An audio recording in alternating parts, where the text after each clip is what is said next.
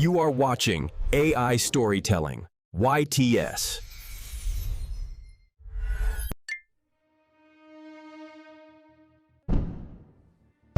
Have you ever woken up to a knock on your door at night?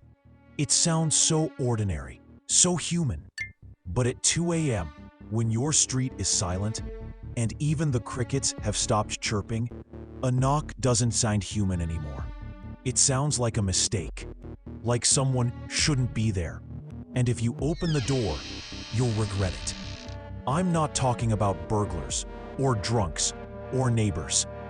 I'm talking about the ones who look like children, the ones with eyes darker than night. The first known case, Abilene, Texas, 1996. The first report that made waves came from right here in Texas, Abilene. A man named Brian Bethel was sitting in his car in a strip mall parking lot late at night. He was scribbling out a check under the glow of a movie theater marquee. That's when two boys walked up to his window. They were maybe 10 and 12, both pale and thin, dressed in oversized hoodies despite the Texas summer. The older one tapped the glass.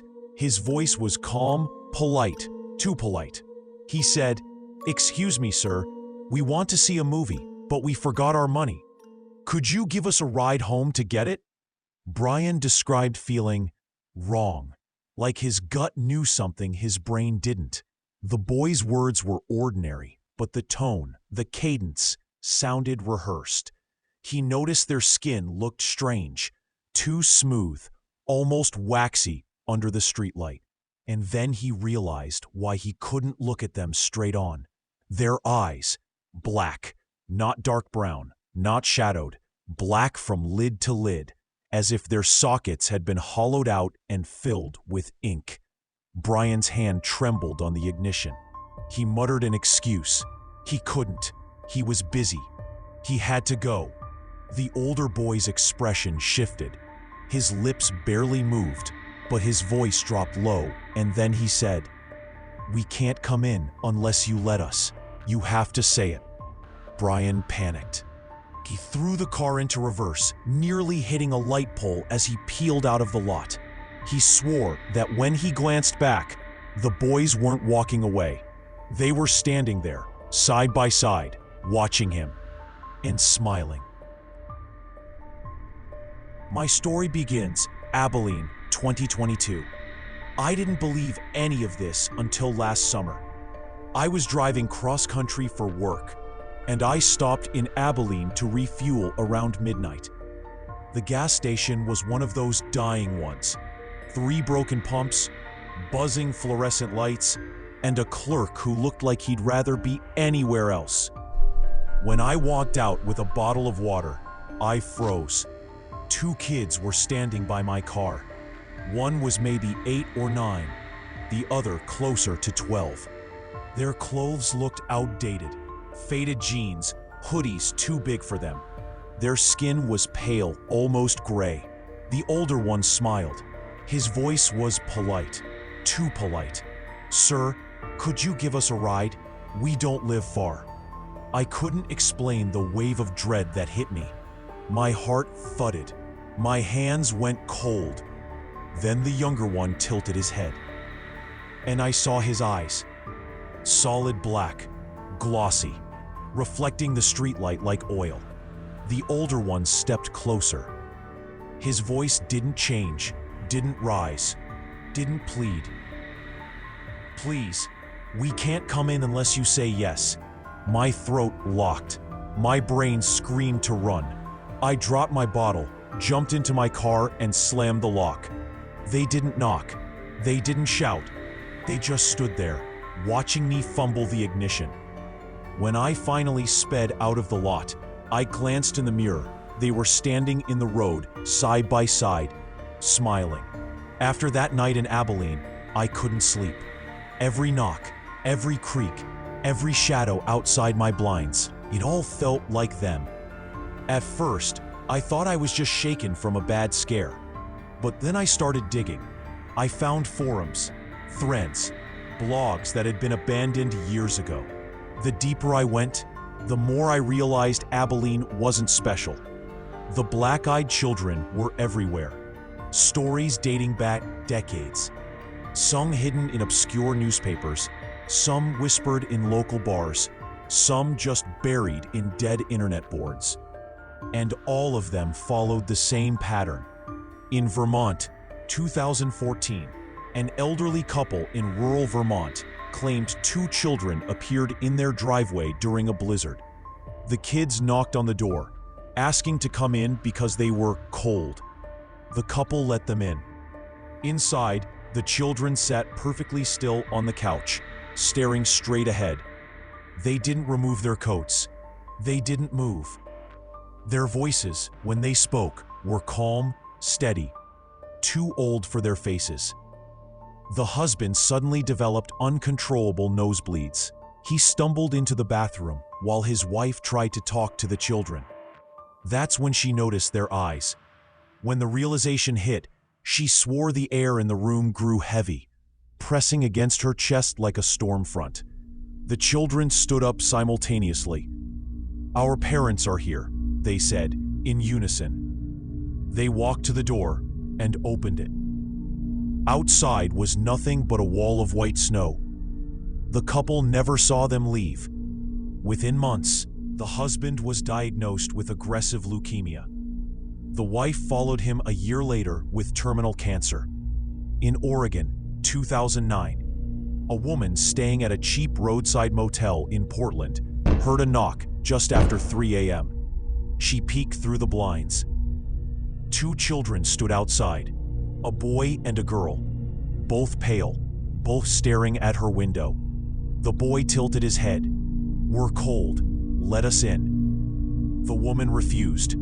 She backed away from the blinds, her heart racing. Minutes later, the knock came again, but this time at the back door of her room. When she finally opened the curtain, the lot was empty. She checked out before sunrise. In North Carolina, 2012, a man stopped at a gas station just outside Asheville. He noticed a girl, maybe 11, standing alone by the pumps. When he walked past her, she looked up. Her face was pale, lips bloodless, and her eyes black, solid black. She whispered, "I need a ride. You'll take me, won't you?" The man ignored her, rushing into the station. When he came out, she was gone. That night, he swore he heard tapping on his bedroom window. The next night, the same, and the next. By the 4th night, the tapping stopped. But he hasn't slept with the lights off since. As I scrolled through page after page, one question haunted me. Why did they choose me? I wasn't special, just a traveler passing through Abilene. I didn't stop at a haunted house, didn't dabble with Ouija boards, didn't invite anything into my life, and yet they found me. Or maybe they weren't finished with me, because weeks later, I heard the knock again, at my own house. It had been 3 weeks since that night at the gas station in Abilene. I had convinced myself it was over. Just a weird encounter, a trick of the light, an overactive imagination fueled by internet legends. Then, at 2:17 a.m., someone knocked on my door. I froze in bed. My phone said 2:17, but the sound was too sharp, too real to be a dream. I crept down the hall. My heart pounded so loud, I thought whoever was outside could hear it. At the door, I hesitated. Every nerve in my body screamed not to look. But curiosity is poison. I peeked through the peephole. 2 kids stood on my porch. They looked exactly like the ones from Abilene. Hoodies, pale skin, standing too still. The taller one tilted his head. "Sir, it's late. Can we come in?" My blood turned to ice. The smaller one's lips curled into a strange half-smile. And then, in perfect unison, they both said, "We can't come in unless you let us." I stumbled back from the door, choking on my breath. That's when the scratching started. Soft at first, nails against wood. Then louder, harder, like claws dragging down the frame. I held my breath. I didn't move. And then, silence. I thought they'd gone. But when I peeked again, they were still there, not moving, not blinking, just waiting. I backed away, turned off every light, and sat in my living room with a baseball bat, shaking. At 3:04 a.m., I heard a tap on my window. Not a knock, a tap. I pulled the curtain an inch. The smaller child's face was pressed to the glass, lips parted in a smile too wide for his face. His eyes, black pools, reflecting the streetlight. I dropped the curtain and didn't move until the sun came up. When I finally opened the door that morning, the porch was empty. No footprints, no scratches, no sign of anyone. But the air felt wrong, heavy, like something had been inside, even if I hadn't let it in. The next night, they came again. This time, I didn't go near the door. I didn't look, but the knocking grew louder, more insistent. The scratching came from every side of the house, and at exactly 3:15 a.m., it all stopped. That became the pattern. Every night, between 2 and 3 a.m., the knocking, the scratching, the waiting, and always the same words: calm, polite, rehearsed.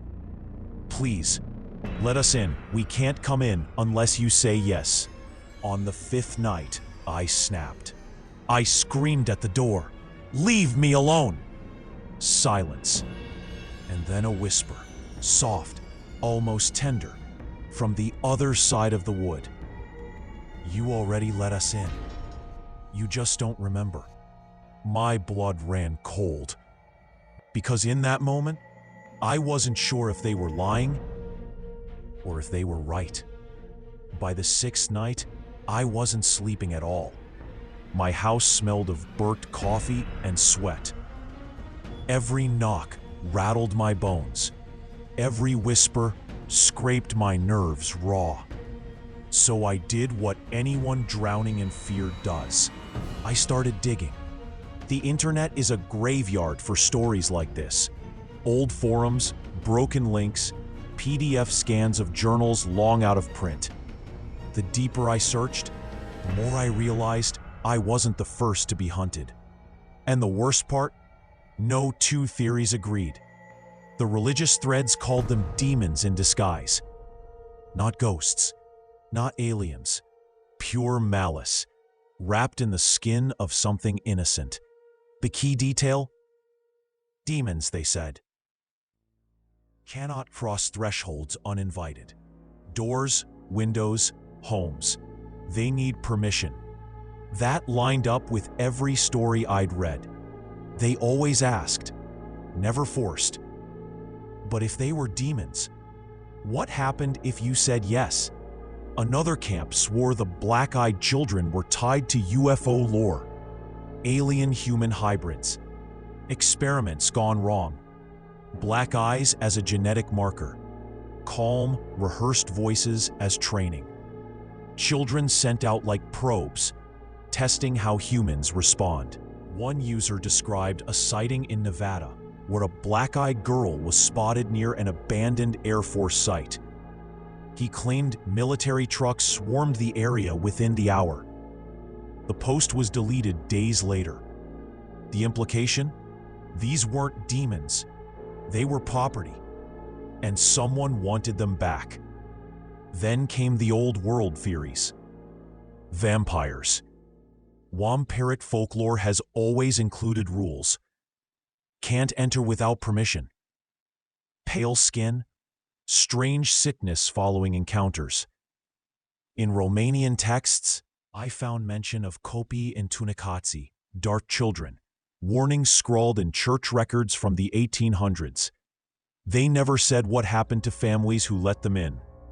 The pages were burned. But the most disturbing pieces weren't theories at all. They were medical records, police reports. A Texas police blotter from 2001 mentioned an unidentified juvenile pair who approached an Abilene couple's home. Weeks later, the husband was found dead in his sleep. No cause, no struggle, just gone. A coroner's report from 1999, buried in county archives, detailed a woman who presented signs of rapid onset anemia. Her daughter reported strange children visiting their trailer nights before. Even Brian Bethel, the original witness, admitted he had recurring nightmares years after his encounter. Dreams where children stood in his bedroom doorway, waiting. The conclusion I didn't want. The more I read, the clearer it became. The black-eyed children weren't a myth. They were a pattern, a sickness, a curse, a contagion of fear that followed you once you saw them. And now, they had my address. That night, I blocked every window with blankets. I sat in the center of my living room, bat in hand, phone in the other. At 2:41 a.m., the knocking began. Soft, polite. Please let us in. I screamed at them to leave. I told them I knew what they were. Silence. Then the voice again, softer than a breath. You already let us in. You just don't know it yet. My blood froze. Because when I turned, I swore I saw movement in the hallway. Inside. That whisper didn't come from outside the door. It came from the hallway. I froze. My bat slipped from my sweaty hands, hitting the carpet with a dull thud. Slowly, I turned. The hallway was pitch black, except for a faint glow where the blanket didn't quite cover the window. And standing in that glow was a silhouette. Small, motionless, a child. The lights in my house began to flicker. Not all at once, but room by room, like someone was walking through, flipping switches as they passed. The silhouette didn't move. It just stood there, smiling. Then another appeared beside it, smaller, thinner, tilting its head at an unnatural angle. Two of them, inside my house. I backed into the living room corner, phone clutched in my hand. I tried to dial 911, but the screen froze. Static lines bled across it, then went black. That's when the scratching started again. Not on the door this time, on the walls, on the ceiling, on the inside. It sounded like dozens of nails dragging along the drywall, circling me, enclosing me. Stop, I begged. What do you want? The taller one tilted its head, the smile never faltering. In that calm, rehearsed voice, it said, "You invited us. You don't remember." My stomach dropped. My throat went dry, because deep down, I wondered if they were right. That night in Abilene, had I spoken? Had I accidentally whispered okay without realizing it? Had I already damned myself? Days after, I thought leaving town would help. I packed a bag, drove 200 miles away, rented a motel room under a fake name. But the knocking followed. 2 a.m. every night. Different doors, different windows, always the same voices. Please let us in. And always that whisper when I refused. You already did. On the 9th night, I lost it. I flung the door open, bat raised high. The parking lot was empty. But when I turned back, they were in the room, standing by the bed, both smiling, both waiting. The motel room. They were inside. I backed against the wall, bat raised, heart slamming so hard I could barely breathe. The taller boy tilted his head. You don't need that. The smaller one took a step forward. His bare feet didn't make a sound on the thin motel carpet. "Let us in," I screamed. "You're already in." The taller boy smiled wider. His lips barely moved as he whispered, "Not all the way." The darkness. The lights died. Not flickered, died. The room plunged into black. I swung the bat wildly, connecting with nothing but air. Whispers circled me, coming from everywhere and nowhere. My own name, repeated over and over, stretched thin like static. Then cold. A hand, small, icy, wrapping around my wrist. I dropped the bat. In the dark, I saw them. Two sets of eyes, black, glossy, endless. They weren't reflecting light. They were swallowing it. My body locked up, my breath caught in my chest. It felt like something inside me was being pulled out, like threads unraveling from a sweater. The taller boy leaned close. His lips brushed my ear. "You said yes." I woke up at sunrise, sprawled on the motel bed. The door was locked. The windows closed. The bat was on the floor. For a moment, I convinced myself it was a nightmare, just sleep-deprived paranoia. But then I saw the mirror. On the bathroom mirror, scrawled in something dark and sticky, were the words, "Thank you." Since that night, I haven't been the same. My reflection looks wrong. My skin is pale, waxy. I keep sunglasses on because my eyes ache in the daylight. And sometimes, when I catch myself in a dark window or a black TV screen, I swear, I don't see pupils anymore. Just black. If you ever hear a knock at night, don't answer. If you ever see children standing in the dark, don't speak. And if you ever look too closely into their eyes, it's already too late. Because once you notice them, they notice you. And they never stop knocking. You survived this story, but the next one is already waiting. Hit subscribe to AI Storytelling, YTS, if you want to make it through the night.